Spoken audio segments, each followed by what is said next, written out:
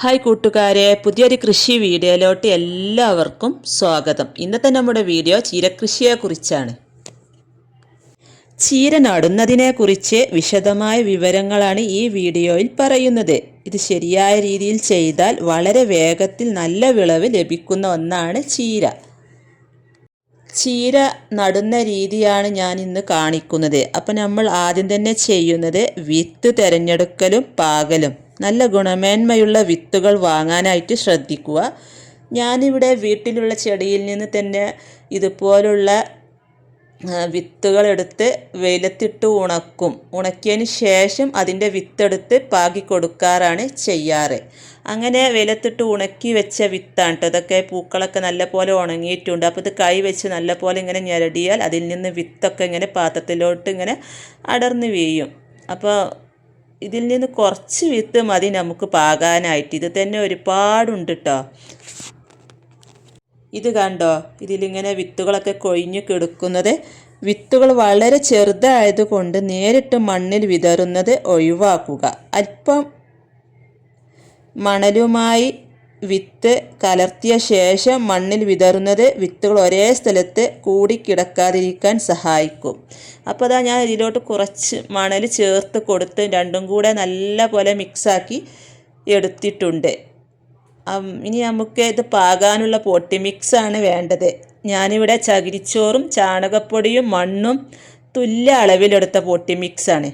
ഇതിലോട്ട് നമുക്ക് ഈ മണലും ചീരയും മിക്സാക്കിയത് ഇങ്ങനെ വിതറിക്കൊടുക്കുക. ഈ മണലും ചീരൻ്റെ വിത്തും കൂടി മിക്സാക്കുമ്പോൾ എല്ലാ ഭാഗത്തോട്ടും ഈ വിത്ത് ആവുന്നതാണ്.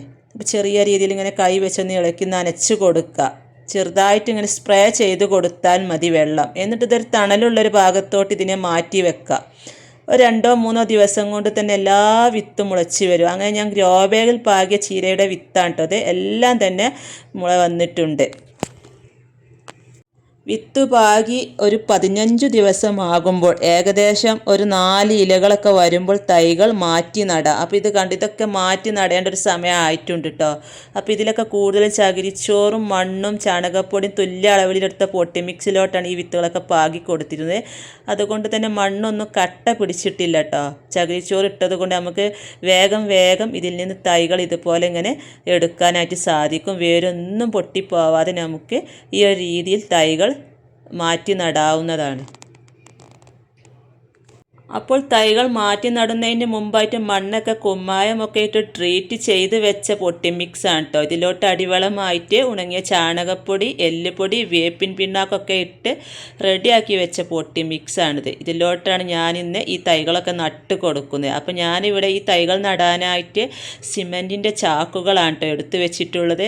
ഗ്രോ ബാഗ് ഇല്ല എന്ന് വെച്ച് ആരും കൃഷി ചെയ്യാതിരിക്കേണ്ട. ഇതുപോലുള്ള പഴയ സിമൻറ്റിൻ്റെ ചാക്കൊക്കെ ഉണ്ടെങ്കിൽ അതൊക്കെ നമുക്ക് കൃഷി ചെയ്യാനായിട്ട് ഉപയോഗിക്കാം. ഞാൻ ഇതിലൊരു വട്ടം വഴുതന കൃഷി ചെയ്തതായിരുന്നു. അപ്പോൾ അതൊക്കെ വീണ്ടും കുമ്മായൊക്കെ ഇട്ട് മണ്ണ് ട്രീറ്റ് ചെയ്ത് വളമൊക്കെ ഇട്ട് റെഡിയാക്കി വെച്ചതാണ്. അപ്പോൾ നമുക്ക് വലിയ ഗ്രോ ബാഗ് ആണെങ്കിൽ 3-4 തൈകളൊക്കെ വെച്ച് കൊടുക്കാം. ചെറിയ ഗ്രോ ബാഗ് ആണെങ്കിൽ നമുക്ക് അതിലോട്ട് 2 തൈ 3 തൈയൊക്കെ വെച്ച് കൊടുക്കാം കേട്ടോ. അപ്പോൾ ഞാനിവിടെ 2-3 തൈകളൊക്കെ വെച്ച് കൊടുക്കുന്നുണ്ട്. തൈകളൊക്കെ പറിച്ച് മാറ്റി നടുന്നൊരു സമയം വൈകുന്നേര സമയമാണ് കേട്ടോ ഇതിന് നല്ലത്. എങ്കിൽ അത് രാവിലെയൊക്കെ ആകുമ്പോൾ നല്ല ഉഷാറായിട്ട് നിൽക്കും. അപ്പോൾ ഞാനിവിടെ വൈകുന്നേരം ഒരു സമയമാണ് ഇതൊക്കെ പറിച്ച് നടുന്നത്. അപ്പോൾ ഇതെല്ലാ തൈകളും മാറ്റി നട്ടിട്ടുണ്ട്. നമുക്ക് ചെറിയ രീതിയിലൊക്കെ ഒന്ന് നനച്ച് കൊടുക്കുക. രാവിലെയും വൈകുന്നേരവും നനച്ച് കൊടുക്കുക. വെള്ളം കെട്ടി നിൽക്കാതെ പ്രത്യേകം ശ്രദ്ധിക്കണം. അപ്പോൾ ഇതാ എല്ലാം നട്ടു നനച്ച് കൊടുക്കുകയാണ്. ഇത് വേരൊക്കെ ഒന്ന് പിടിച്ച് വരുമ്പോൾ നമ്മൾ തണലുള്ളൊരു ഭാഗത്ത് വെക്കുക. വേരൊക്കെ പിടിച്ച് വന്നതിന് ശേഷം നല്ല വെയിൽ കിട്ടുന്ന ഭാഗത്ത് വെച്ച് കൊടുത്താൽ മതി. അപ്പോൾ ഇത് കണ്ട് ഈ ഗ്രോ ബാഗിലൊക്കെ മാറ്റി നട്ട് നല്ല കരുത്തോടെ തന്നെ ഇത് വളർന്നു വരുന്നുണ്ട്. ചീരയ്ക്ക് എപ്പോഴും ഈർപ്പം ആവശ്യമാണ്. രാവിലെയും വൈകുന്നേരം നേരിയ തോതിലൊക്കെ നനക്കുക. എന്നാൽ വെള്ളം കെട്ടി നിൽക്കാൻ അനുവദിക്കരുത്. അതുപോലെ തന്നെ ഇലപ്പുള്ളി രോഗം ഇല തിന്നുന്ന പുഴുക്കളൊക്കെ ഉണ്ടോ എന്നൊക്കെ പ്രത്യേകം ശ്രദ്ധിക്കുക. മുൻകരുതലായി നമ്മൾ 10 ദിവസത്തിലൊരിക്കൽ വേപ്പെണ്ണ വെളുത്തുള്ളി മിശ്രിതമൊക്കെ തളിക്കുന്നത് നല്ലതാണ്. അതുപോലെ തന്നെ നമ്മൾ വിളവെടുക്കുമ്പോൾ ഇതുപോലെയൊക്കെ തണ്ട് മുറിച്ചെടുക്കുക. അപ്പോൾ വീണ്ടും ഇതിൽ പുതിയ ശാഖകളൊക്കെ വന്ന് നമുക്ക് അതിൽ നിന്ന് വിളവെടുക്കാനായിട്ട് സാധിക്കും.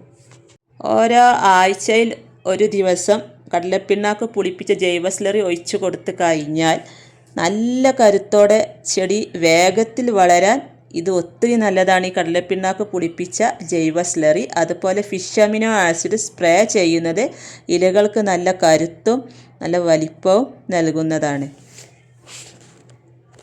ഇത്രയും കാര്യങ്ങൾ ശ്രദ്ധിച്ചാൽ നല്ല രീതിയിൽ തന്നെ നമുക്ക് നമ്മുടെ വീട്ടിൽ തന്നെ ചീര ഉണ്ടാക്കി വിളവെടുക്കാനായിട്ട് പറ്റുന്നു. അപ്പോൾ എല്ലാവരും ചീര കൃഷി ചെയ്യുക. വീഡിയോ ഇഷ്ടമായ ലൈക്ക് ചെയ്യാനും ഷെയർ ചെയ്യാനും കമൻറ്റ് ചെയ്യാനും മറക്കരുത്. അടുത്ത പുതിയൊരു വീഡിയോ ആയിട്ട് വരുന്നത് വരെ വീണ്ടും കാണാം.